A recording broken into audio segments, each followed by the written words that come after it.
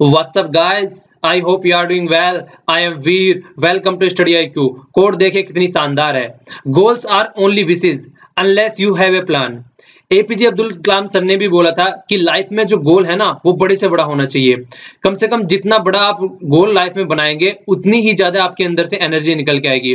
पर गोल तो बना लिया आपने कि हाँ ये गोल है, पर लेकिन उसको अचीव करने के लिए जब तक आप प्लान नहीं बनाएंगे तो तब तक वो एनर्जी आपकी निकल के नहीं आएगी अंदर से. क्योंकि प्लान एक ऐसी चीज है वो आपको चीजों को डेडिकेटेडली करने के लिए तैयार करता है. मान लीजिए आप मॉर्निंग में उठे हैं, ठीक है, अप्रोक्सीमेट मान लीजिए मॉर्निंग में 5 से 6 बजे आप उठ गए. उसके बाद में आप जब तक बेड में जाते हैं अपना सोने के लिए तब तक आपका दिन किस तरीके से चला है आपको अगर नहीं पता होगा, आप अपना कौन सा आवर कहां पे यूटिलाइज कर रहे हैं या कहां पे वेस्ट कर रहे हैं या कहां पे इन्वेस्ट कर रहे हैं, तो तब तक आप अपने आप को प्रॉपर वे में हैंडल नहीं कर पाएंगे. अच्छा, आज से आप एक काम स्टार्ट करिए. देखिए, जो भी जिनको लगता है कि मेरे पास टाइम नहीं है और पता नहीं कहां पर टाइम निकल जाता है, एक पेज लीजिए, A4 साइज की एक शीट लीजिए, ठीक है. इस A4 साइज की शीट में क्या करिए, यहाँ पे 1 घंटे से लेकर 24 घंटे तक, मतलब 24 आवर तक टोटल एक एक घंटा करके लिख दीजिए. यहाँ पे मतलब हर एक 1 2 3 4 ऐसे करके पूरा उसको लिख दीजिए इसमें. फिर इसके बाद में आप जिस भी घंटे में जो जो कर रहे हैं इस शीट को अपनी पॉकेट में रखिए. तो जिस भी घंटे में आप जो जो वर्क कर रहे हैं उसके सामने वो लिख दीजिए कि इस घंटे में क्या किया, मैंने टीवी देखा, इस घंटे में क्या किया, मैं खेलने चला गया, इस घंटे में मैंने पढ़ाई करी, इस घंटे में मैं दोस्तों से बातें कर रहा था, इस घंटे में मैं ये कर रहा था. उसको अपनी पॉकेट में रखिए, ठीक है. उसके बाद में आप उसको फॉलो करिए लगभग 1 हफ्ते तक. तो 1 हफ्ते बाद आप लोगों को पता चल जाएगा ढंग से एग्जैक्टली कि आपका टाइम कहां पे वेस्ट हो रहा है और कहां पे इन्वेस्ट हो रहा है. तो उसके हिसाब से फिर अपने अपने टाइम को यूटिलाइज कीजिए और उसको प्रॉपर वे में अपने गोल के लिए लगाइए, ठीक है. तो ये एक तरीका होता है अपने टाइम को फाइंड करने का कि कहां पे मैं टाइम को वेस्ट कर रहा हूं और कहां पे इन्वेस्ट कर रहा हूं. कोशिश कीजिए और फिर अपने प्लान के अकॉर्डिंग उसको चलाने की कोशिश कीजिए, तो आप जो भी अचीव करना चाहते हैं आराम से कर ले जाएंगे. ओके, आज 24 मई है. देख लेते हैं हमको कौन से आर्टिकल द हिंदू का डिस्कशन करना है. इसके बाद में आज आपको सारे रिवॉल्यूशन भी बताऊंगा मैं, जो मैंने कल आपको बोला था कि कौन कौन से रिवॉल्यूशन है, green revolution, brown revolution, white revolution, उनके बारे में भी आपको थोड़ा इंफॉर्मेशन आज दी जाएगी. ओके, ये यहाँ पर स्टडी IQ के कोर्स अवेलेबल है. आप जिस भी एग्जाम की प्रिपरेशन कर रहे हैं उसी एग्जाम से रिलेटेड पेन ड्राइव और टैबलेट कोर्सेज खरीद सकते हैं. अगर इससे रिलेटेड कोई भी क्वेरी है तो आप यहाँ पे इन नंबर पर कॉल करके अपने डाउट क्लियर कर सकते हैं. ओके, अब आज के आर्टिकल देख लेते हैं. आइए, फर्स्ट आर्टिकल है अफ्रीकन डेवलपमेंट बैंक से रिलेटेड. मैंने आप लोगों से क्वेश्चन भी पूछा था कल की मीटिंग कहां पे हो रही है, तो इसका आंसर भी आप लोगों को यहाँ पे मिलेगा. और इसके अलावा आप लोगों को कई सारी चीजें यहाँ पे देखने को मिलेगी, कई सारे बैकग्राउंड आप लोगों को दूंगा जिससे कि अफ्रीकन और इंडिया के रिलेशन से रिलेटेड आपके माइंड में एक क्लैरिटी आएगी. तो आर्टिकल को बहुत ही अच्छे से डिस्कस करने जा रहे हैं हम लोग. ये वाला आर्टिकल जीएसटी से रिलेटेड है. यहाँ पे जीएसटी के पॉजिटिव और नेगेटिव दोनों चीजों के दोनों पहलू आप लोगों को दिखाए गए हैं. वैसे तो जीएसटी काफी अच्छे से डिस्कस कर चुके हैं, पर लेकिन आर्टिकल में काफी पॉइंट्स हैं जिससे आप लोगों के मन में और क्लैरिटी आएगी जीएसटी को लेके, तो अच्छे से डिस्कस करेंगे. ये वाला आर्टिकल एयर इंडिया से रिलेटेड है. तो एयर इंडिया लॉस में चल रही है. एक दो साल में तो कुछ फायदा हुआ है, पर लेकिन फिर से लॉस में आ रही है. तो यही बताया गया है. देखिए, इतना लॉस में लेके चलने से कोई फायदा नहीं है, टैक्स पेयर की मनी वेस्ट की जा रही है एक तरीके से देखा जाए, ये आर्टिकल वाले बोल रहे हैं. तो कोशिश की जाए कि टैक्स पेयर की मनी बचाई जाए. इसके बारे में आर्टिकल है, आर्टिकल को देखेंगे, जो हमारे काम के पॉइंट है हम इसमें से निकाल लेंगे. ये वाला आर्टिकल लिखा गया है जो जुडिशरी होती है. तो जुडिशरी में जो सबसे नीचे वाली पोस्ट होती है, ठीक है ना, नीचे वाली पोस्ट जो होती है, आप लोग बोल सकते हैं 4 ग्रेड या C ग्रेड D ग्रेड वाली जो पोस्ट होती हैं, तो वहां पे जो बंदे वर्क करते हैं तो उनके लिए बोला गया है कि इस आर्टिकल में ये बताया गया है कि उनकी कोई भी वहां पे इज्जत नहीं होती है, ठीक है ना. तो उनकी ना, अगर उनको कोई प्रॉब्लम हो रही है ना, तो ये है कि वो कहाँ पे जाके केस दर्ज कराएं. देखिए, इनके लिए तो बेचारों के लिए दिक्कत हो गई, मतलब रहते तो कोर्ट में है, ठीक है ना, नीचे ही कोर्ट में ही रहते हैं. तो सबसे नीचे वाली जो ग्रेड पोस्ट होती है, अब किसको जाके कंप्लेन करे, क्योंकि जो कंप्लेन करेंगे जिसके सामने वही जज है जो फिर वहां पे कोर्ट में बैठे रहेंगे. तो इनको समझ में नहीं आता है कहाँ पे कंप्लेन करे. तो उसके रिलेटेड ये आर्टिकल है. एग्जाम के पॉइंट ऑफ व्यू से कुछ नहीं है, बस ये देखिए हमारे यहाँ पे कई तरीके के सिस्टम होते हैं. जैसे पहले सबसे ऊपर क्या हो गया, सुप्रीम कोर्ट हो गया. उसके नीचे क्या हो गया, फिर हाई कोर्ट हो गया. हाई कोर्ट के नीचे फिर कोर्ट रहते हैं, जैसे सिविल कोर्ट हो गया या फिर क्रिमिनल कोर्ट हो गया. तो इस तरीके से फिर कोर्ट यहाँ पे रहते हैं. तो जो इनके नीचे जो कोर्ट होते हैं, कोर्ट में और जो ऊपर भी अगर आप लोग देख लीजिए, इनमें भी जो नीचे वाले स्टाफ होते हैं, तो उनके लिए यहाँ पे डिस्कस किया गया कंप्लीट कि किस तरीके से उनकी सिचुएशन रहती है, किस तरीके से उनकी कंडीशन रहती है, तो किस तरीके से उसको हैंडल करके चलना चाहिए. अच्छा, ये बताइए आज की डेट में इंडिया में कितने हाई कोर्ट हैं, ठीक है, ये आप लोगों के लिए क्वेश्चन है. ये बताइए कितने हाई कोर्ट हैं, और जो लास्ट अभी हाई कोर्ट बने हैं, अभी नॉर्थ ईस्ट में लास्ट हाई कोर्ट बने थे, ठीक है ना, तो वो बताइए कि नॉर्थ ईस्ट वाले एरिया में जो न्यू अभी हाई कोर्ट बनाए गए हैं वो कितने बनाए गए हैं, ठीक है ना, और कौन कौन से स्टेट में बनाए गए हैं। तो कल को आप लोगों को अच्छे से एक्सप्लेन कर दूंगा इसका जब क्वेश्चन का आंसर दूंगा। ओके, तो आप इस क्वेश्चन का आंसर दीजिएगा। वैसे इसके अलावा कुछ नहीं है इसमें। ये है सर्बानंद सोनोवाल जी, जो कि आसाम के चीफ मिनिस्टर हैं। तो इनका इंटरव्यू दिया गया है, इनका 1 साल कंप्लीट हो गया है, तो उसके बारे में बता रहे हैं। तो वही है कि चीजें डिस्कस की गई हैं, completely political point of view से डिस्कस की गई हैं। हालांकि इसमें एक पॉइंट है जो कि हम लोग डिस्कस करते हैं, वो पॉइंट है नमामि ब्रह्मपुत्रा जो अभी फेस्टिवल सेलिब्रेट किया गया था उसके बारे में है। तो उसके बारे में थोड़ा जिक्र किया गया है। तो उन्होंने जो जिक्र किया है वो तो अपना पॉलिटिकल पॉइंट ऑफ व्यू से कर रहे हैं, हम देखते हैं। देखिए जो ब्रह्मपुत्रा है हमारे यहाँ में, यहाँ से होते हुए अरुणाचल प्रदेश से होते हुए और यहाँ आसाम से होते हुए यहाँ पे आती है, ठीक है। फिर ये ब्रह्मपुत्रा है जो यहाँ पे इसको अरुणाचल प्रदेश में नहीं, यहाँ पे इस वाले एरिया में इसको बोलते हैं, जो तिब्बत वाला एरिया आप लोग बोल सकते हैं, यहाँ पे इसको तशांगपो बोलते हैं। रिवर का नाम है ये ब्रह्मपुत्रा का, यहाँ पे इसको तशांगपो बोलते हैं। फिर जब इंडिया में एंटर कर देती है तब इसको ब्रह्मपुत्रा बोलते हैं, ठीक है। और जब इससे यहाँ से आके गंगा मिलती है तब इसको जमुना बोलते हैं। और फिर जब इसको यहाँ पे नहीं, यहाँ से जब ये इसमें मतलब बड़े मैप में देखिए, यहाँ पे बहुत छोटा हो गया, यहाँ पे आएगा समझ में। ये देखिए यहाँ पे, तो ये वाली यहाँ पे क्या होगा, यहाँ पे तो इसको बोलते हैं तशांगपो, ठीक है ना। यहाँ पे आके इसको बोलने लगता है ब्रह्मपुत्रा। और जब ये यहाँ पे बांग्लादेश में एंटर कर देती है तब इसको जमुना बोलते हैं। यमुना नहीं, यमुना हमारी रिवर है, जमुना, ठीक है ना, नाम याद रखना, JAMUNA। तो यहाँ पे इसको जमुना बोलते हैं। और जब ये यहाँ से आके यहाँ पे इसके साथ में मिल जाती है तब इसको हम बोलने लगते हैं पद्मा, ठीक है ना, पद्मा बोलने लगते हैं। और फिर जब ये आगे यहाँ पे चलती है तब इसको हम मेघना बोलते हैं। तो ये ब्रह्मपुत्रा का पूरा वो है। तो हमारे यहाँ पे अभी ब्रह्मपुत्रा फेस्टिवल सेलिब्रेट किया गया था, ठीक है। तो जो ब्रह्मपुत्रा फेस्टिवल सेलिब्रेट किया गया था ये आसाम के द्वारा किया गया था, ओके। तो आसाम गवर्नमेंट के द्वारा किया गया था और एक तरीके से इंटरनेशनल फेस्टिवल था ये, ऐसा नहीं था कि इंडिया के लिए था। तो आसपास की कंट्री में भी इसमें पार्टिसिपेट किया था। तो इसलिए ये एक इंटरनेशनल वो था, फंक्शन था। और आप लोगों को याद रखना है ये अभी हुआ था, तो खासकर करंट अफेयर क्वेश्चन हो जाता है, इसलिए ब्रह्मपुत्रा थोड़ी और इंपॉर्टेंट रिवर बन जाती है। तो जो ये हुआ था अभी आसाम गवर्नमेंट के द्वारा सेलिब्रेट किया गया था और प्रणब मुखर्जी ने इसका इनॉग्रेशन किया था, जो कि हमारे प्रेसिडेंट है। तो अभी हुआ था ये 31 मार्च से और 4 अप्रैल तक 2017 में अभी सेलिब्रेट किया गया था। सेलिब्रेट किस लिए किया गया था, एक तरीके से जो ब्रह्मपुत्रा है उसकी ब्यूटी दिखाने के लिए, इसकी कितनी सुंदर है, और एक तरीके से रिकॉग्नाइजेशन देने के लिए कि आसाम गवर्नमेंट को भी, ठीक है ना, कि यहाँ पे भी चीजों को अच्छे से फोकस करके चला जाता है। ओके, तो इससे रिलेटेड ये आर्टिकल है। और हाँ, एक वर्ड है जो मैं बोलता हूँ, ठीक है ना, इसके ऊपर काफी कमेंट आ रहे हैं आजकल। ये ठीक है ना वर्ड यार इतनी बार निकलता है मुंह से। चलिए जो भी है, कोशिश करूंगा कि कम बार निकला करे, क्योंकि कई बार सुन सुन के आदमी इरिटेट हो जाते हैं। तो मैं कोशिश करूंगा कि इस वर्ड को कम यूज किया करूं। ओके, अगर हुआ करे तो फिर से मेंशन करना कमेंट बॉक्स में, मैं इसको कोशिश करूंगा कंट्रोल करने के लिए, ठीक है। फिर से ठीक है बोल दिया। चलिए कोई नहीं, आगे चलते हैं। देखिए ये जो नेक्स्ट आर्टिकल है ये है बाहुबली, जो बाहुबली 2 मूवी आई है तो उसके बारे में आर्टिकल है ये।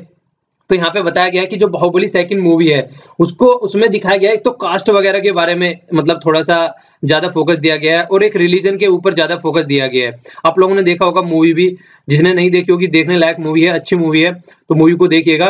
तो किस तरीके से वहां पे चीजों को एक तरीके से रिलीजन पे बहुत ज्यादा फोकस करके चला गया है, और इस तरीके की मूवी भी है, किसी ने सोचा नहीं था कि साउथ इंडिया, जिसमें एक एक्टर भी इतने ज्यादा नोन नहीं थे, जैसे कि सलमान खान हो गए, आमिर खान हो गए, ये एक्टर नोन है काफी, और इसके अलावा जो यहाँ पे जो एक्टर है उनको इतना बड़ी बजट की फिल्म बना दी उन्होंने, मतलब इतनी एक सक्सेसफुल फिल्म बना दी कि एक ऐसा मार्क सेट कर दिया, लगभग मतलब बोला गया कि 1400 करोड़ रुपए कमा चुके हैं अब तक, ठीक है।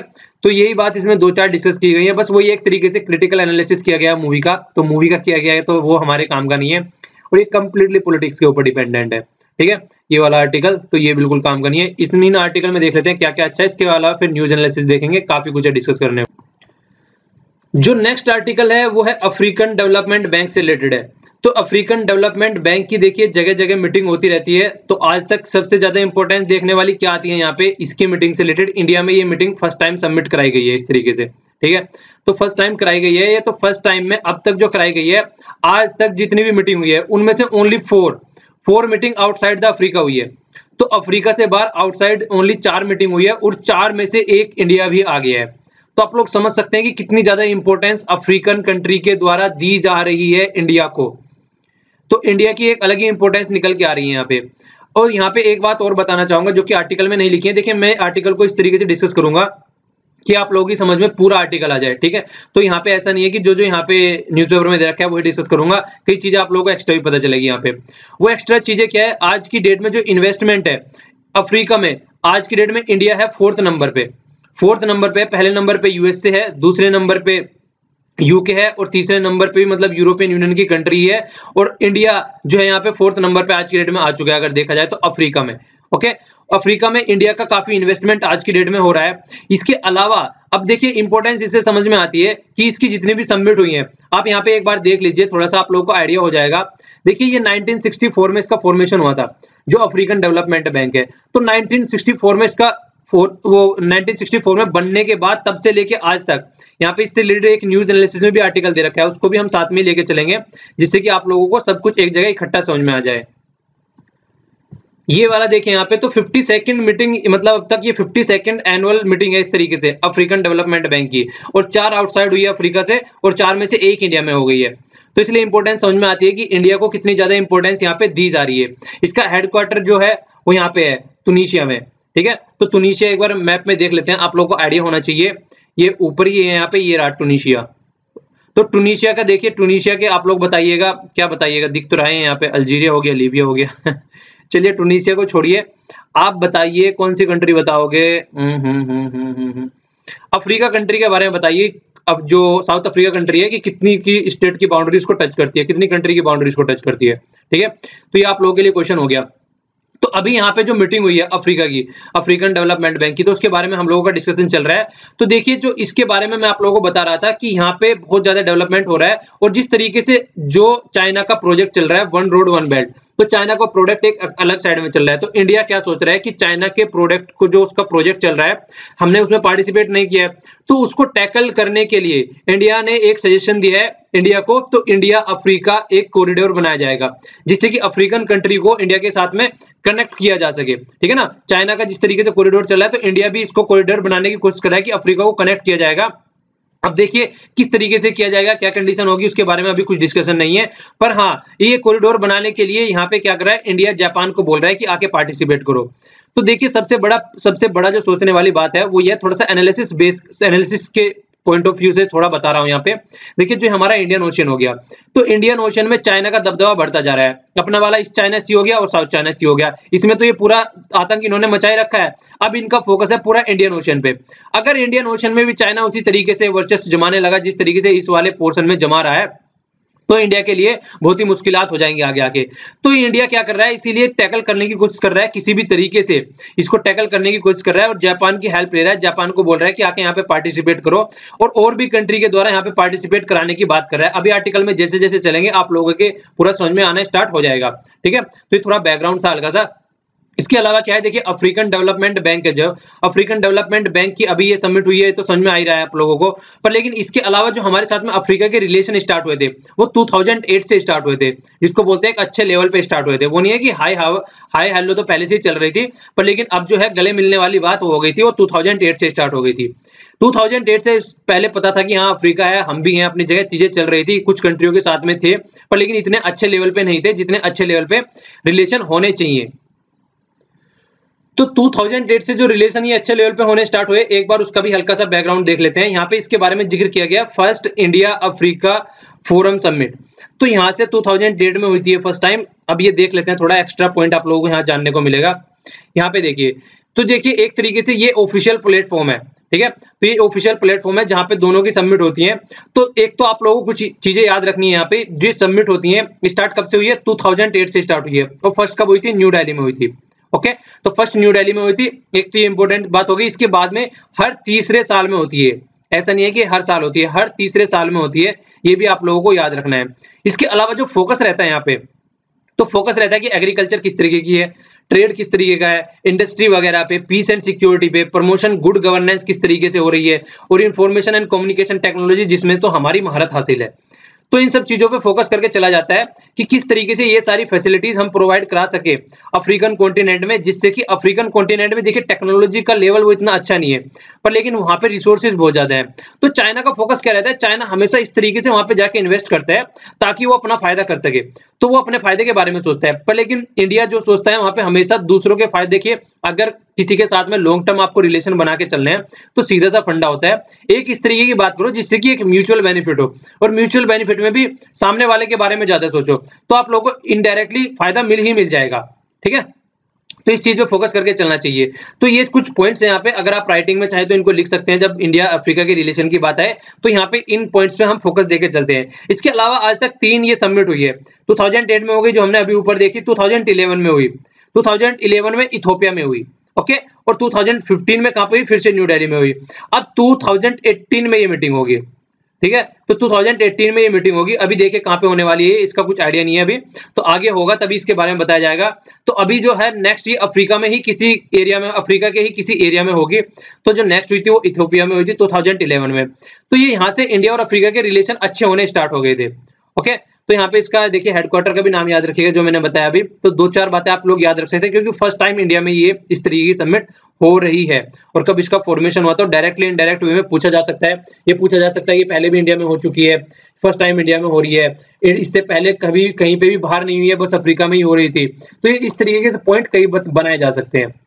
देखिए लोगो था कितना प्यारा दिख रहा है यहाँ पे, अफ्रीका और इंडिया, और यहाँ पे एक टाइगर दिखाया गया दोनों को कनेक्ट करता हुआ। ओके, तो ये सब चीजें हैं। आइए अब आर्टिकल देख लेते हैं। आर्टिकल में क्या बातें दे रखी है, देखिए चाइना का जितना इन्फ्लुएंस बढ़ता जा रहा है ऑल ओवर वर्ल्ड, तो इंडिया ने क्या सोच रहा है, इंडिया भी अपना एक तरीके से इन्फ्लुएंस बनाने की कोशिश करी जा रही है। तो सबमिट हुई थी 2015 में। इसके अलावा देखिए इंडिया ने, हम लोगों ने पीछे भी डिस्कस किया था, $2 बिलियन का अभी हमने इनको लोन दिया अफ्रीकन कंट्री को। ये कंप्लीटली किसके बेस पे दिया है, ये ओनली सोलर एनर्जी प्रोड्यूस कर सके जिससे उसके बेस पे दिया है, और अभी 10 बिलियन का क्रेडिट हम इनको दे रहे हैं। ठीक है, तो ये इस पे फोकस करके चला जा रहा है। इसके अलावा जो न्यू दिल्ली वर्क कर रही है वहां पे देखिए लो कॉस्ट टेक्नोलॉजी प्रोवाइड करा रही है। ये जेनरिक मेडिसिन जिसके बारे में हम लोग काफी आर्टिकल डिस्कस कर चुके हैं, बहुत ही सस्ती मेडिसिन होती है जिससे कि अफ्रीका जैसे कॉन्टिनेंट में उनको आराम से फैसिलिटी अवेलेबल होती है और जिससे कि हेल्थ उनकी अच्छी बनी रहे। ओके, और इसके अलावा और भी कई तरीके के ऐड दिए जाते हैं उनको जिससे कि उनका एक प्रॉपर वे में काम चलता रहे। इंडिया काफी फैसिलिटी प्रोवाइड कराता है यार अफ्रीका में, तो ये इसीलिए प्रोवाइड कराता है ताकि एक तरीके से अपना भी वहां पे फैसिलिटी बनी रहे, और हमारी कंपनी वहां पे इन्वेस्ट करती है बहुत ज्यादा। लगभग हम लोगों ने देखा था 72 से 74 बिलियन के करीब हमारी प्राइवेट कंपनी वहां पे इन्वेस्ट करती है। तो वो एक अलग बात हो गई। इसके अलावा जो मैंने कल क्वेश्चन पूछा था उसका आंसर ये हो गया, गांधीनगर में ये हो रही है इसकी मीटिंग, गुजरात में। ओके, तो इससे काफी रिलेशन दोनों के अच्छे होंगे। और देखिए आज की डेट में वहां पे मतलब डॉलर भी काफी है, सेंट भी वहां पे जो इन्वेस्ट की जा रही है यूरोपियन कंट्री के द्वारा, डॉलर भी इन्वेस्ट किए जा रहे हैं।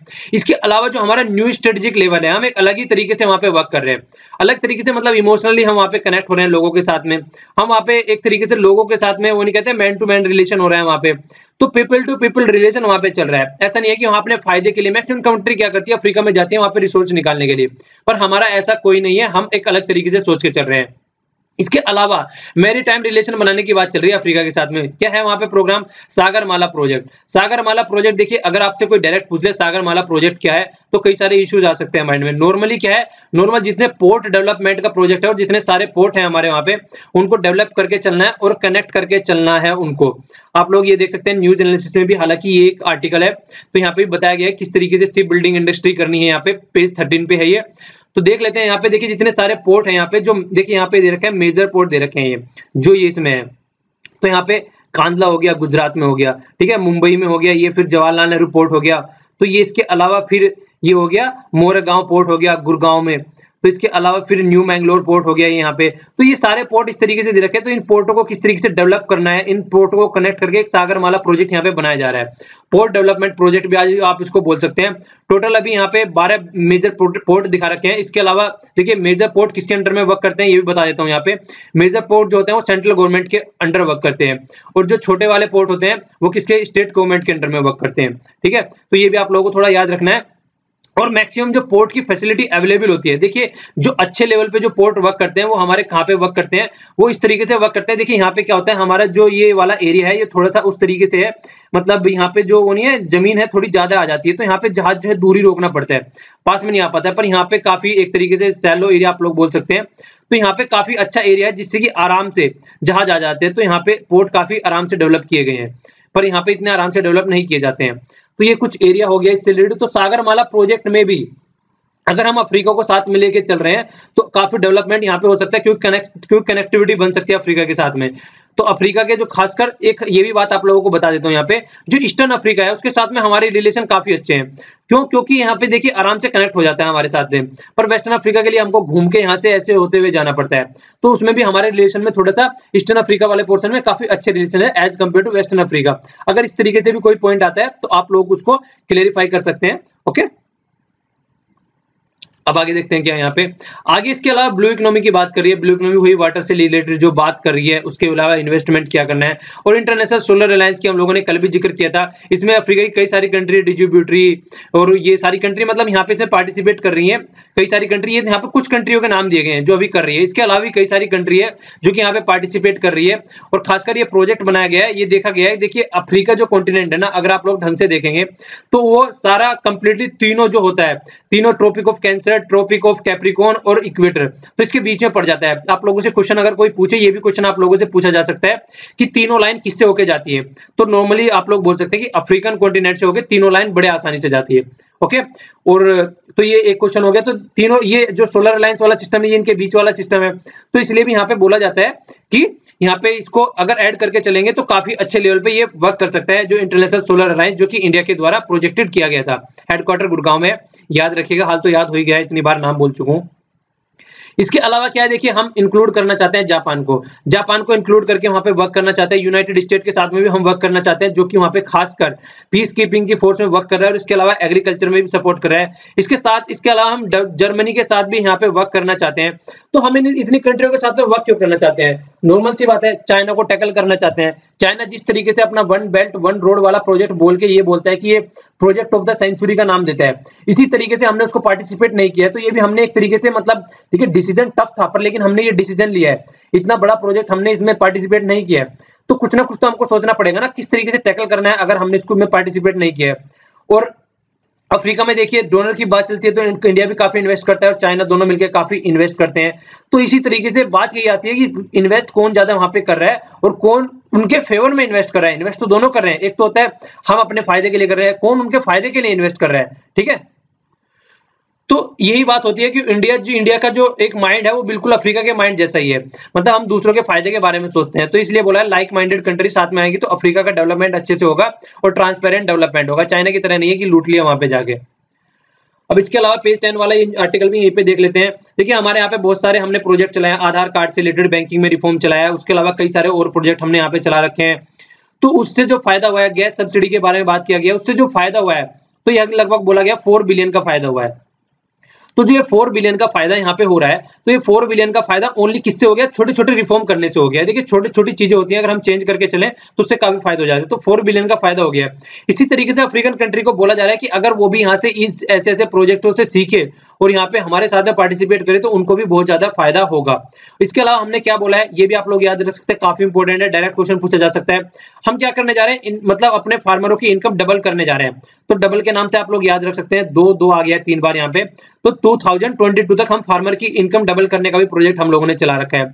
इसके अलावा क्लाइमेट चेंज से रिलेटेड भी हम काफी प्रोजेक्ट चला रहे हैं, सोलर एनर्जी से रिलेटेड प्रोजेक्ट चला रहे हैं। तो अफ्रीका भी इस तरीके के प्रोजेक्ट में पार्टिसिपेट कर सकता है। तो अफ्रीका की हमारी टॉप प्रायोरिटी है अफ्रीका, मोदी जी ने बोला है ये। और इसके अलावा इंडिया देखिए हेल्प कर सकती है कई तरीकों से अफ्रीका में, जिस तरीके से हमने देखा एग्रीकल्चर में, उसके अलावा इकोनॉमी में, वहाँ पे एम्प्लॉयमेंट जनरेशन हो सकता है, मेडिसिन से रिलेटेड, मेडिसिन टूरिज्म के हिसाब से भी इंडिया में बहुत फायदा होता है वहां से। और इंटरनेशनल सोलर अलायंस का तो हम जिक्र कई बार कर ही चुके हैं। तो ये कंप्लीट आर्टिकल हो गए और इसके अलावा न्यूज एनालिसिस वाला पार्ट भी हो गया, यहाँ पे अफ्रीका से रिलेटेड एक जगह इकट्ठा हो गया ये। ओके, ये आर्टिकल एयर इंडिया के बारे में। एयर इंडिया को स्टार्ट करने से पहले, वैसे तो स्टार्ट हो ही नहीं रही है, वैसे बहुत ज्यादा नुकसान पहुंचा रही है कंट्री को, पर फिर भी हम एक बार देख लेते हैं। देखिए एयर इंडिया के बारे में पहले थोड़ी सी हिस्ट्री जान लेते हैं, ठीक है। तो इससे कई बार क्वेश्चन भी पूछे जा सकते हैं आपसे। तो एक तो सबसे पहला यही है कि इसका फाउंड किसके द्वारा की गई थी, तो JRD टाटा के द्वारा 1932 में इसको फाउंड किया गया था। ओके, अच्छा, राउंड 1932 से रिलेटेड हिस्ट्री के क्वेश्चन भी याद आ गया मुझे। राउंड टेबल कॉन्फ्रेंस के बारे में बताइए। 3 राउंड टेबल कॉन्फ्रेंस हुई थी। कौन सी राउंड टेबल कॉन्फ्रेंस में गांधी जी ने पार्टिसिपेट किया था? राउंड टेबल, गोल मेज भी बोलते हैं इसको हिंदी में। तो कौन सी राउंड टेबल कॉन्फ्रेंस में गांधी जी ने पार्टिसिपेट किया था? 3 हुई थी, तीनों की आपको ईयर भी लिखने हैं, कब कब हुई थी। ओके, तो इसका आंसर दीजिएगा आप। इसके अलावा जो फर्स्ट फ्लाइट उड़ाई गई थी वो कराची से मुंबई के बीच में उड़ाई गई थी। आज तो जान ही सकते हैं वहां पे कराची में कंडीशन ऐसी हो गई है, तब पार्ट था इंडिया का, तो वो अलग बात है। इसके अलावा देखिए ये गवर्नमेंट की फ्लाइट है, वो तो हम समझ ही रहे हैं। फोर्थ लार्जेस्ट आज की डेट में, ये फोर्थ लार्जेस्ट डोमेस्टिक एयरलाइंस है इंडिया में। इसके पहले कौन है? इंडिगो हो गया, जेट एयरवेज हो गया और स्पाइस जेट हो गया, ये प्राइवेट है। तो इसके अलावा 13% इसका पार्ट है। तो देखिए 13% अगर इंडिया की एक इंडियन गवर्नमेंट के द्वारा चलाई गई फ्लाइट ढंग से वर्क नहीं कर रही है, तो 13% शेयर आप लोग देखिए डोमेस्टिक फ्लाइट जिसका है, तो कितना ज्यादा सोचने वाली बात है। तो इसको अगर ढंग से वर्क नहीं करेगी तो एक इंटरनेशनल लेवल पे भी क्या छवि निकल के आएगी इंडिया की। हेडक्वार्टर कहाँ पे? इसका न्यू दिल्ली में है। और दो इसके मेन हब है, एक तो है इंदिरा गांधी इंटरनेशनल एयरपोर्ट, याद रखिएगा न्यू दिल्ली में है। दूसरा है छत्रपति शिवाजी इंटरनेशनल एयरपोर्ट मुंबई में है। तो दो हब एयरपोर्ट हैं जिसमें सबसे ज्यादा इसकी फ्लाइट वर्क करती हैं, उड़ती हैं और लैंड करती हैं। तो ये कुछ बातें हैं जो आप लोगों को इससे याद रखनी है। अब देख लेते हैं आर्टिकल में क्या है। आर्टिकल में देखिए महाराजा बोला गया है। महाराजा इसको इसलिए बोला गया क्योंकि इसका जो मैस्कोट है वो महाराजा था, ठीक है, तो इसके बारे में इसलिए बोला गया इसको। तो ये इसके आगे क्या बोले, देखिए जो एक तरीके से टैक्स पेयर की मनी इसको बार बार रिवाइवल करने में हम इन्वेस्ट कर रहे हैं। उस आर्टिकल लिखने वाले बोल रहे हैं कि उसको सेव करो, मनी को इसमें इन्वेस्टमेंट करो, मनी को इसमें इन्वेस्टमेंट मत करो, मनी को बचाओ, ठीक है। जब ये ढंग से वर्क नहीं कर रही है, एक चीज ढंग से वर्क नहीं कर रही है, तो उसको साइड में निकाल के फेंक दो। मतलब काइंड ऑफ ऐसे बोला गया, अगर बॉडी का कोई पार्ट गल जाता है तो उस पार्ट को काट देना चाहिए, उसकी वजह से पूरी बॉडी को बेकार नहीं करना चाहिए। इसकी वजह से जो हमारा जो एविएशन सेक्टर है उसके ऊपर धब्बा नहीं लगना चाहिए। पर लेकिन देखिए ये तो आर्टिकल लिखने वाले हैं, पर लेकिन जो यहाँ पे मिनिस्टर है स्टेट ऑफ सिविल एविएशन, ये जयंत सिन्हा जी हैं। इनका मानना क्या है? इनका मानना ये है कि हम इसको रिवाइव कर सकते हैं और फिर से ये ढंग से वर्क करना स्टार्ट कर देगी। इनका मानना ये है, इनका मानना ये है कि हम इसको रिवाइव करेंगे, इसके ऊपर इन्वेस्टमेंट करेंगे। और जैसे कि पीछे भी अभी देखा गया था, एक साल इसका कच्चा खासा इन्वेस्ट रहा था, इसने प्रॉफिट भी दिया था। पर लेकिन जो प्रॉफिट दिया था, इनका ये मानना है कि जो प्रॉफिट इस एयरलाइंस के द्वारा दिया गया था, वो प्रॉफिट इसके द्वारा ऐसे नहीं दिया गया था कि ये आराम से प्रॉफिट दिया गया था। प्रॉफिट क्यों दिया गया था? क्योंकि ऑयल प्राइस जो है वो काफी डाउन हो गए थे। आप लोगों ने देखा होगा कितने ज्यादा ऑयल प्राइस डाउन हो गए थे, तो उसकी वजह से वो प्रॉफिट निकल के आया था। पर लेकिन वो प्रॉफिट जो आया था उसके बाद में फिर से वही लॉस मेकिंग इंडस्ट्री हो गई है ये। तो ये सोचने वाली बात है कि इतना ज्यादा लॉस मेकिंग इंडस्ट्री के ऊपर हम इतना ज्यादा खर्च कर रहे हैं। और सबसे बड़ी बात क्या है, इन्होंने बोला है कि जो इसका इंफ्रास्ट्रक्चर है, जिस तरीके से यहाँ पे वर्क किया जा रहा है, वो सही नहीं है। मतलब यहाँ पे अगर कोई भी आप कोई भी इसका एरिया देख लीजिए, किस तरीके से इसकी उड़ान की जो फ्लाइट के रिलेटेड है या किस तरीके से इसके डिपार्टमेंट है, ह्यूज बर्डन यहाँ पे बोला गया था। इसको प्राइवेटाइजेशन करने की बात की गई थी। तो ये बोला गया था कि इसको प्राइवेटाइज कर दिया जाएगा तो इसके अंदर जितने भी वर्क कर रहे हैं डिपार्टमेंट, उसका 1/3 रखा जाएगा ओनली। मतलब डिपार्टमेंटल बर्डन बना हुआ है फालतू में ही, मतलब काफी आदमी यहाँ पे ले रखे हैं जबकि इतनों की जरूरत भी नहीं है यहाँ पर।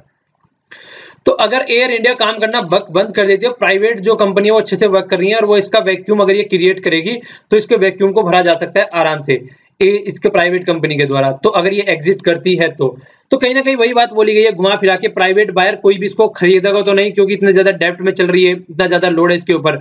ओके, और चाहे इसको खरीदे या ना खरीदे, अगर इसको खरीदे कोई खरीदने का वो अलग चीज है। इसके अलावा अगर इसके ऊपर ज्यादा इन्वेस्ट किया जाता है तो बात ये कर रहे हैं कि टैक्स पेयर की मनी हम वेस्ट कर रहे हैं। तो कुछ सॉल्यूशन इसका निकालना चाहिए जिससे कि टैक्स पेयर की मनी वेस्ट होने से बचाई जा सके।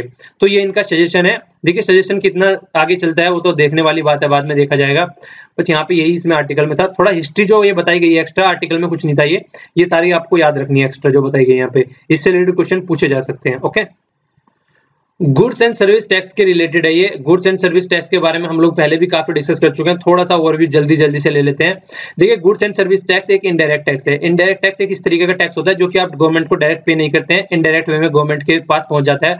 आप कोई भी कपड़ा वगैरह खरीदते हैं, कुछ भी खरीद के लाते हैं मार्केट से, तो आप उस पर टैक्स पे करते हैं। इवन मूवी भी देखते हैं तो टैक्स पे करते हैं, पर लेकिन आप गवर्नमेंट को डायरेक्ट पे नहीं करते हैं, उनके द्वारा इनडायरेक्ट वे में जिसको आप पे करते हैं वहां से इनडायरेक्ट वे में गवर्नमेंट तक पहुंच जाती है वो चीजें, तो इसको बोलते हैं goods and service tax. Okay, तो गुड्स एंड सर्विस टैक्स के बारे में यहाँ पे बात की गई है, जल्दी से एक बार देख लेते हैं। पहले भी डिस्कस कर चुका हूँ कई बार। ये जीएसटी काउंसिल है, जीएसटी काउंसिल में ज्यादा जो पावर दी गई है स्टेट के हाथ में दी गई है। अगर इससे रिलेटेड कोई भी अमेंडमेंट किया जा रहा है तो जब तक स्टेट की सहमति नहीं होगी हम वो अमेंडमेंट पास नहीं कर पाएंगे। इसके अलावा जो कोरम होना चाहिए, मतलब मिनिमम आदमी 50% होने चाहिए अगर इसकी मीटिंग करानी है। तो अगर मान लीजिए यहाँ पे टोटल अभी 20 आदमी है, तो 20 में से अगर 10 आदमी आएंगे क्लास करने, मतलब मैं अगर बोलूं कि मुझे कोई क्लास लेनी है और टोटल जो एडमिशन लिया है लोगों ने वहां पे 100 आदमियों ने लिया है, तो मैं बोलूंगा 50 आदमी आएंगे तो ही मैं क्लास स्टार्ट करूंगा, वरना क्लास स्टार्ट नहीं करूंगा। तो इस तरीके से आप लोग इसको समझ सकते हैं। और 3/4 मेंबर अगर अप्रूव करेंगे तो तब जाकर कोई भी चीज इंप्लीमेंट होगी। तो इसका मतलब ज्यादा से ज्यादा किसके हाथ में पावर हो गई? स्टेट के हाथ में हो गई। 3 यहाँ पे एक तरीके से ये टैक्स का बेस है, एक तो है सेंट्रल जीएसटी, दूसरा है स्टेट जीएसटी और तीसरा है इंटीग्रेटेड जीएसटी। सेंटर जीएसटी वाला सेंटर अपने आप करेगा तो सेंटर के पास में जाएगा वो पैसा, और अगर स्टेट वाला करेगा तो स्टेट के पास में जाएगा। इंटीग्रेटेड जीएसटी क्या है? ये एक तरीके से ऐसा है, अगर दोनों के बीच में कोई वर्क हो रहा है, मतलब यहाँ से यहाँ पे कोई प्रोडक्ट भेजा जा रहा है, मतलब दोनों के स्टेटों के बीच में अगर कोई काम चल रहा है, तो उस तरीके का जीएसटी है, तो ये इंटीग्रेटेड जीएसटी हो गया। और काफी अच्छे से लास्ट वाले लेक्चर में समझा चुका हूँ, तो थोड़ा जल्दी से करूंगा क्योंकि जो बच्चे डेली लेक्चर सुन रहे हैं उनको थोड़ा सा ये लगेगा कि वो चीजें काफी रिपीट हो रही हैं। इसके अलावा देखिए, ये आज के आर्टिकल में नहीं, सारे पिछले आर्टिकल की चीजें मैं दिखा रहा हूँ आप लोगों को। ये टैक्स है, यहाँ पे 5% रखा गया है, 12% रखा गया है, 18 और 28, इसके बाद में सेस भी लगाया गया और 0% भी रखा गया है। ठीक है, तो इसके अंदर ये चीजें डाली गई हैं। तो जो टोटल आर्टिकल जो आइटम है, टोटल 1211 आइटम है, इसमें 1211 आइटम इस तरीके से डिवाइड किए गए हैं यहाँ पे। तो ये 1211 आइटम डिवाइड किए गए इस तरीके से, तो इसमें से 9% जो रखा गया है, 9% कहाँ आएगा, मतलब 9% बोल रहा हूँ यहाँ पे। जो देखिए पहले जो टैक्स था, करंट टैक्स जो है वो ये है, और जीएसटी के बाद में ये हो जाएगा, तो ये दिखाया गया यहाँ पे। इसके अलावा जो बताया गया यहाँ पे देखिए 7%, उसके ऊपर कोई टैक्स नहीं लगाया गया। इनमें से जो 7% आइटम है, 14% जो इनमें से आइटम है उन पे अलग टैक्स लगाया गया है, और जो यहाँ पे अपन लोग बोल सकते हैं जो 17% है उन पे अलग टैक्स लगाया गया, 43 पे अलग, और 19% पे अलग जो आइटम है। तो ये पूरा प्रोसीजर है यहाँ पे जो हम लोगों ने अभी देखा। अब आर्टिकल देख लेते हैं जल्दी से। आर्टिकल में क्या बोला गया, देखिए हम लोगों ने जो सोचा था कि लो टैक्स होगा, सिंगल रेट होगा और कॉम्प्रिहेंसिव कवरेज होगा, ऐसा कुछ भी अभी देखने को हम लोगों को नहीं मिला है। लो टैक्स होगा, लो तो कहीं भी नहीं है यार, किधर से लो आप लोग इसको बोल सकते हैं। ये देखिए यहाँ पे 28% टैक्स है, लो थोड़ी ना बोला जाएगा इसको, तो लो तो टैक्स नहीं है, एक बात क्लियर हो गई। इसके बाद में ये बोला जा रहा है, देखिए बिगेस्ट रिफॉर्म इसको बोल सकते हैं इनडायरेक्ट टैक्स में आज तक का। 160 कंट्री आज की डेट में इनडायरेक्ट टैक्स फॉलो कर रही हैं, और आप लोग याद रख सकते हैं जो इंपॉर्टेंट है, काफी लार्जेस्ट इकोनॉमी जो कि यूएसए है, वो जीएसटी फॉलो नहीं कर रही है। ओके, तो ये क्वेश्चन इस तरीके का पूछा जा सकता है कि यूएसए में भी जीएसटी है, इनडायरेक्ट वे में क्वेश्चन आ सकता है। 160 कंट्री आज की डेट में इसको फॉलो करके चल रही है। की फीचर क्या है जिसको इसको बनाने के लिए हमने सोचा था, जिसको लिए इसको इंप्लीमेंट किया जा रहा है। सबसे बड़ी बात तो ये है, देखिए आज की डेट में जो टैक्स है वो प्रोडक्शन बेस है, मतलब स्टार्टिंग में टैक्स लगने स्टार्ट हो जाते हैं और लास्ट तक लगते चले जाते हैं, कास्केडिंग बहुत ज्यादा रहती है। पर लेकिन अब इसको कंजप्शन बेस्ड टैक्स बनाएंगे, मतलब जहां पर जा रहा है टैक्स फाइनल बेस पे, वहां पर टैक्स लगेगा ओनली, इससे पहले कोई टैक्स नहीं लगेगा। तो डेस्टिनेशन बेस्ड टैक्स भी आप इसको बोल सकते हैं। पहली तो चीज आप लोगों को यही याद रखनी है। तो cover the gross domestic product जो है उसको अच्छे कॉम्प्रिहेंसिव तरीके से, एक तरीके से कवर करेगा ये, अगर इसको डेस्टिनेशन बेस्ड टैक्स हम बना देते हैं। इसके अलावा कास्केडिंग हटा देगा, टैक्स के ऊपर टैक्स लगता था, पहले कोई प्रोडक्ट बनाया वहां पे टैक्स लग गया, फिर उसके अगला मान लीजिए यहाँ पे कोई कपड़ा है, कपड़े का जाके हमने शर्ट बनाई, ठीक है ना, शर्ट को उसको एक ब्रांडेड बना दिया गया, इस तरीके से मतलब उसमें कुछ ऐड कर दिया। पहले मान लीजिए यहाँ पे शर्ट में आधी बाहों थी, हाफ शर्ट थी, फिर इसमें जाके आगे इसमें कढ़ाई बुनाई कर दी बहुत अच्छे वाली, इसमें और एडिंग कर दी कुछ, तो फिर टैक्स लग गया। तो इस तरीके से टैक्स के ऊपर टैक्स लगते चले जाते थे। ये एग्जांपल हालांकि इतना अच्छा नहीं हो पाया। कार का आप एग्जांपल ले सकते हैं, टायर लेके आए वहां पे टैक्स लग गया, उसके बाद में उसका कवर स्टील वाला लेके आए उसमें टैक्स लग गया, हैंडल वगैरह लेके आए उसमें टैक्स लग गया। तो सब उसको लगाने के बाद में जो कंप्लीट कार बन गई उसके ऊपर टैक्स लग गया। तो ये इस तरीके से एग्जांपल, तो वो कास्केडिंग जो है खत्म हो जाएगी। अब कंप्लीट कार जो जाके खरीदी जाएगी उस पर टैक्स लगेगा ओनली। ओके, तो ये बात बोली जा रही है यहाँ पे। तो इस तरीके से क्या होगा, तो टैक्स के ऊपर टैक्स है, वो भी टैक्स के ऊपर टैक्स ऑन टैक्स वाला फंडा खत्म हो जाएगा, और जो चैन बन रही थी वो खत्म होगी। तो देखिए इस तरीके से एडमिनिस्ट्रेशन में भी सहूलियत मिलेगी, और जो ज्यादा वहां पे चीजें हो रही थी, मतलब एक तरीके से एडमिनिस्ट्रेशन की भी ज्यादा जरूरत पड़ रही थी, तो अब कंप्यूटर के द्वारा आसानी से इसको रिकॉर्ड भी किया जा सकेगा और ज्यादा वर्क भी नहीं करना पड़ेगा, एडमिनिस्ट्रेशन की भी कम जरूरत पड़ेगी। और सबसे बड़ी बात क्या है, ट्रूली एक कॉमन इकोनॉमी, कॉमन मार्केट बनाने की जो बात चल रही थी उसकी तरफ को भी हम चल पड़े हैं। ओके, तो इतनी सारी चीजें यहाँ पे आज की डेट में इनके हिसाब से हम देखा जाए तो इतने सारे बेनिफिट हो सकते हैं जिसके बारे में अगर इसको इंप्लीमेंट करके हम चल रहे हैं, तो ये चीजें यहाँ पे बोली गई हैं। इसके अलावा क्या है, तो देखिए ये तो इन्होंने बातें बोली हैं कि देखिए ये चीजें बोली गई है, 1200 आइटम मैंने आप लोगों को अभी दिखाया है, तो ये अभी रेडी है, ये अलग चीज होगी। इसके अलावा जो फॉल्ट लाइन है वो क्या बोला गया है यहाँ पे, फॉल्ट लाइन में ये बोला गया है, देखिए जिसको 2 डिकेड पहले हम लोगों ने सोचा था कि इस तरीके का टैक्स कुछ बनाया जाएगा, और हल्की हल्का सा जो जिक्र किया गया था वो केलकर कमेटी, आप लोग याद रख सकते हैं, ठीक है, केलकर कमेटी का नाम याद रखेगा, टैक्स रिफॉर्म से रिलेटेड है, ये पूछा जा सकता है, खासकर जीएसटी आ गया है तो इसलिए और भी इंपॉर्टेंट हो जाती है। तो बोला क्या गया है यहाँ पे, बोला गया है कि जो बेसिक एम्स था जो टैक्स रिफॉर्म का, वो क्या था, लोअर टैक्स रखना है, तो नहीं हो पाया है, सिंपल कोड करना है, कई तरीके का डिफरेंस कर दिया है कि इतने पे इतना लगेगा, उतने पे इतना लगेगा, तो वो भी ढंग से नहीं हो पाया है। ठीक है। इसके अलावा जो एक्सेप्शन लिमिट रखी गई है, कई सारी इसमें चीजें ऐसी है जो कि एग्जेम्प्ट है, मतलब एलिमिनेट कर दिया गया है, इसके अंदर रखी नहीं गई है कई सारी चीजें। कौन सी नहीं रखी गई है उनको अभी हम अभी आगे देखेंगे। और इसके अलावा जो 3 गोल बोले गए हैं, तो ये बोल रहे हैं कि काफी डिस्टेंस है। अभी हम टैक्स जो जीएसटी बनाने की बात चल रही है, ये हमने स्लैब रख दिए 0, 5, 12 प्लस सेस भी लगा रहे हैं। सेस क्या होता है? टैक्स के ऊपर टैक्स होता है और किसी पर्टिकुलर पर्पज के लिए लगाया जाता है, जैसे एजुकेशन टैक्स लगा देते हैं, इन्वायरमेंटल टैक्स लगा देते हैं, या किसी और भी पर्पज के लिए आप लोग टैक्स लगा देते हैं। स्वच्छ भारत अभियान के लिए सेस लगा सकते हैं। तो इस तरीके से भी ये सेस लगाए जाते हैं। ओके, तो ये बात बोल रहा है कि हाई रेट, एक तरीके से देखिए क्या बात होती है। तो इतने ज्यादा टैक्स के ऊपर टैक्स लगाने से फिर से वही बात निकल के आ गई। अब मान लीजिए आपने किसी प्रोडक्ट के ऊपर 28% टैक्स लगा दिया है। अब टैक्स इवेजन क्या होता है? टैक्स इवेजन होता है टैक्स की चोरी। टैक्स इवेजन क्यों होता है? टैक्स इवेजन ये होता है, अगर सारी कंट्रियों में आप लोग देखें, वहां पे टैक्स का जो लेवल है वो काफी लो रहता है, ठीक है। तो टैक्स का लेवल काफी लो है, तो उसकी वजह से क्या करते हैं, जिस आदमी के ऊपर टैक्स लगाया जाता है तो वो टैक्स पे करना आसानी समझ सकता है। क्यों? क्योंकि अगर टैक्स पे नहीं कर रहे हो तो बहुत ज्यादा बर्डन पड़ेगा, तब बहुत ज्यादा आप लोगों के ऊपर एक तरीके से पेनल्टी लग जाएगी। टैक्स पे करना आसान है, टैक्स कम पे करना पड़ेगा, तो आदमी टैक्स पे करेगा। क्यों? क्योंकि टैक्स पे नहीं करेगा तो पेनल्टी बहुत ज्यादा लगेगी। हमारे यहाँ पे उल्टा है, टैक्स ज्यादा पे कर रहे हैं, अगर टैक्स पे नहीं करेगा तो पेनल्टी लग जाएगी। तो आदमी क्या सकता है, थोड़ी पेनल्टी लगवा लो, टैक्स पे करके क्या करना है। तो हमारे यहाँ पे थोड़ा उल्टा फंडा है। तो इसीलिए बोला जाता है, देखिए बहुत सी कंपनी क्या होती है, क्या करके चलती हैं, अपने प्रोडक्ट बना देती हैं। प्रोडक्ट बना के प्रोडक्ट की वैल्यू जो होता है उसका प्राइस बहुत कम रखती है। उसका रीजन रहता है, प्राइस इसलिए कम रखा जाता है वहां पे, क्योंकि अगर प्रोडक्ट का प्राइस कम रखेंगे तो वो ज्यादा बेचेंगे। अगर उसे मार्केट में वो ज्यादा बेचा जा रहा है तो इसलिए उनका जो प्रोडक्ट वो निकल जाता है। यही फंडा आप लोग सोलर सिस्टम में इंप्लीमेंट कर सकते हैं। जब हम कम स्केल पे सोलर सिस्टम बना रहे थे, उस टाइम पे क्या हुआ जाता, सोलर सिस्टम की वैल्यू बहुत ज्यादा हाई थी और उसके द्वारा जो बिजली प्रोड्यूस की जा रही थी, इलेक्ट्रिसिटी, उसकी भी वैल्यू बहुत ज्यादा हाई थी।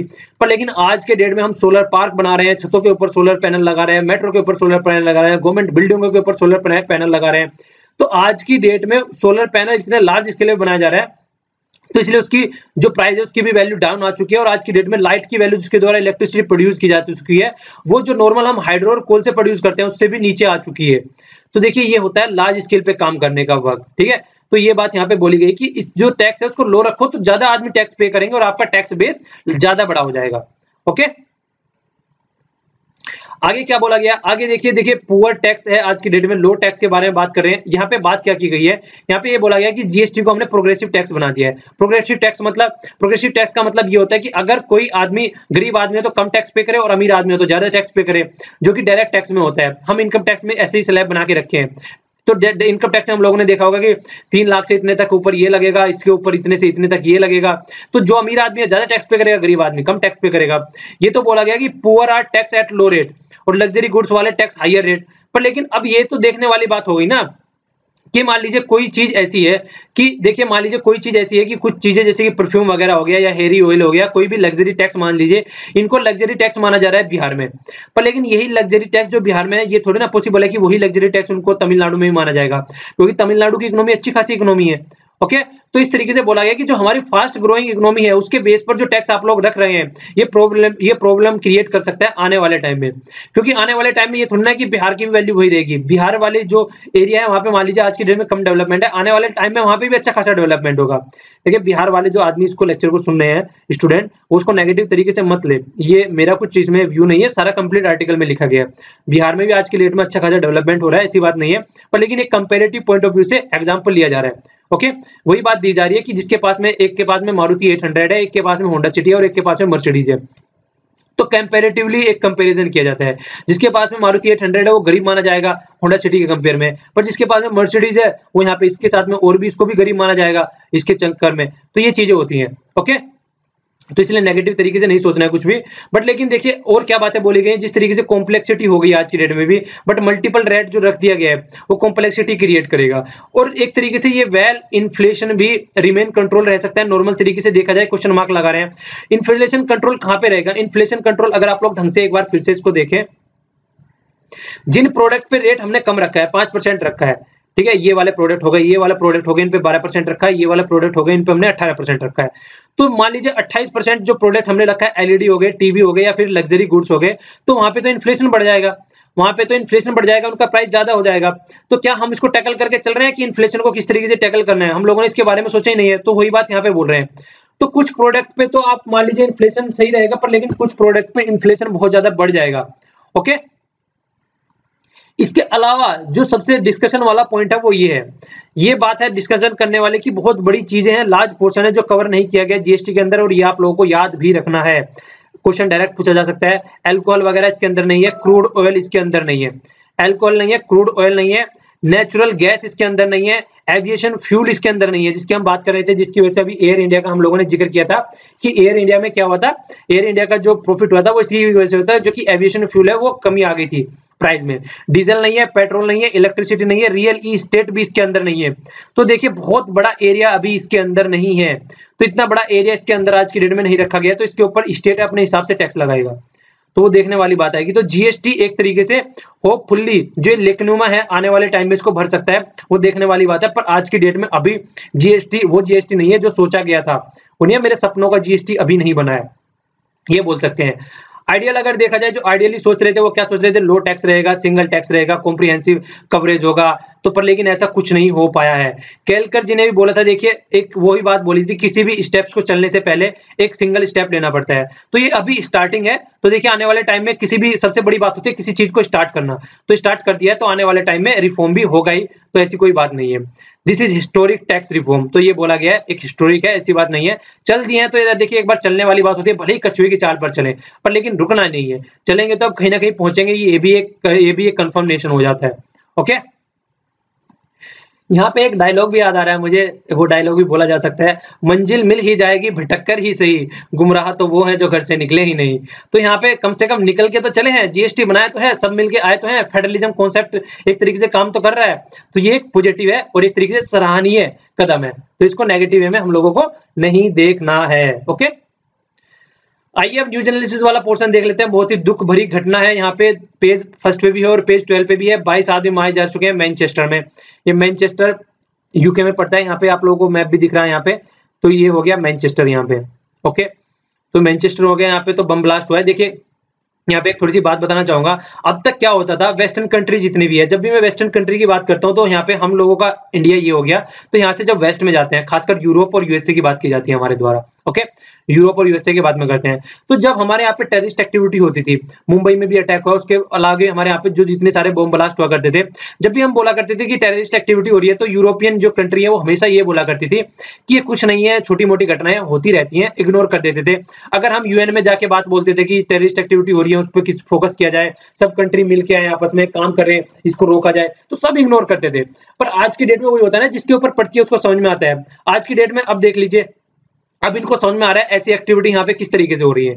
यहाँ पे देखिए, कभी पेरिस में हो रही है, कभी कोपेनहेगन में हो रही है, फ्रांस में, हर जगह, मतलब सब जगह, ऐसी कोई जगह नहीं है जहाँ पे ना हो रही है, सब जगह, लंदन, पेरिस, हांगकांग, मतलब सब जगह एक तरीके से देखने को मिल रही है। कोई भी वर्ल्ड का पार्ट ऐसा नहीं है आज की डेट में जहाँ पे टेररिस्ट एक्टिविटी ना हो रही हो।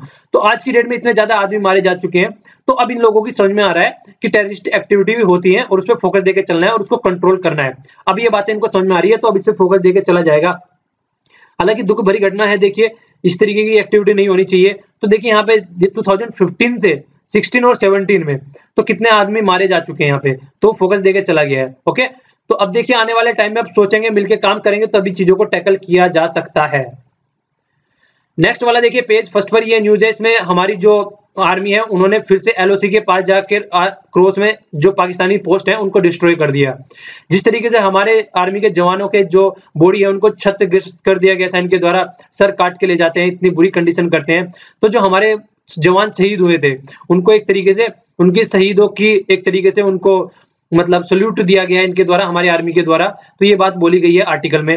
तो देखिए यार, सबसे बड़ी बात ये जो मुझे सबसे गंदी चीजें लगती है दोनों के बीच में, वो ये लगती है, ये जो आग लगा के चले गए थे, जो अंग्रेज थे उस टाइम पे, आप लोग ब्रिटेन वाले या फिर ब्रिटिश बोल सकते हैं, आग लगा के चले गए थे, उसकी आग में आज तक हम लोग झुलस रहे हैं। अगर इंडिया और पाकिस्तान दोनों आपस में लड़ना बंद कर दें और एक साथ मिलकर वर्क करना स्टार्ट कर दें, तो इतना डेवलप्ड एरिया हो सकता है कि हम दोनों को डेवलप्ड कंट्री बनने से कोई नहीं रोक सकता है। पर लेकिन वही है ना, कछुए वाली नहीं, मेंढक वाली अप्रोच पे चलते हैं, उसका टांग खींच रहे हैं, ये हमारी टांग, हम इनकी टांग, तो आपस में लगे हुए हैं। तो देखिए कब समझ में आएगा और कब चीजें होती हैं। ये देखिए हो गया पाक ऑक्युपाइड एरिया। ओके, पाक ऑक्युपाइड एरिया हो गया, यहाँ पे होगी लाइन ऑफ कंट्रोल, इसको याद रखिएगा आप, लाइन ऑफ कंट्रोल हो गया यहाँ पे। तो इसी के होते हुए यहाँ पे ये जो पाकिस्तान इकोनॉमिक कॉरिडोर जा रहा है जिसको इंडिया अपोज कर रहा है, और ये पाकिस्तान द्वारा गिफ्ट कर दिया गया था चाइना को 1963 में, ये वाला एरिया। और ये हो गया अक्साई चीन, ये किसके द्वारा है, चाइना के द्वारा कंट्रोल किया जा चुका है, ठीक है ना, इसको LAC बोलते हैं, लाइन ऑफ एक्चुअल कंट्रोल। और ये वाला जो है वो इंडिया के पास में है। ये हो गया यहाँ पे कारगिल, जहाँ पे लड़ाई हुई थी। तो इसके पार जाके हम लोगों ने अपनी एक्टिविटी की है, अभी जाके वो वहाँ पे जो टेररिस्ट एक्टिविटी है उनको कंट्रोल कर रही है जिससे कि पाकिस्तान, उसके ऊपर फोकस किया जा रहा है। चलिए जो भी है आगे चलते हैं।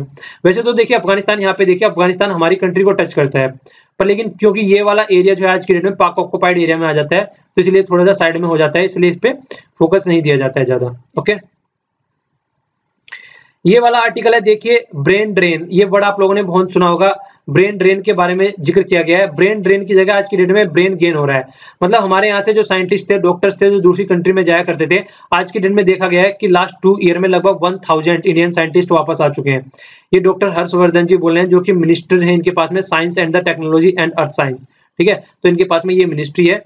तो ये यहाँ पे काफी वापस आ रहे हैं। तो देखिए सोचने वाली बात है, हमारे यहाँ पे IITs में पढ़ते हैं, IIM इंस्टीट्यूट में पढ़ते हैं, हमारे यहाँ पे टोटल रिसोर्सेज जो है वो इंडिया का यूज करते हैं, और इसके बाद में फिर जॉब करने अगर बाहर वाली कंट्री में चले जाते हैं तो सोचने वाली बात होती है। पर लेकिन ये भी बात है, अगर कुछ साल बाहर वर्क करके फिर वापसी आ जाते हैं तो ये एक अच्छा स्टेप है, क्योंकि कुछ तो नॉलेज यहाँ की हो गई, अपने खुद के कोचिंग सेंटर, खुद के जो इंस्टीट्यूशन है यहाँ की नॉलेज हो गई, और कुछ इंस्टीट्यूशन बाहर की नॉलेज हो गई, इसके बाद आगे एक अच्छे लेवल पे इंडिया में वर्क करें, ठीक है। जिस तरीके से आप लोगों ने स्वदेश मूवी देखी होगी, तो स्वदेश मूवी में भी वही चीजें दिखाई गई हैं कि अपने यहाँ पे आके वर्क करें अच्छे से।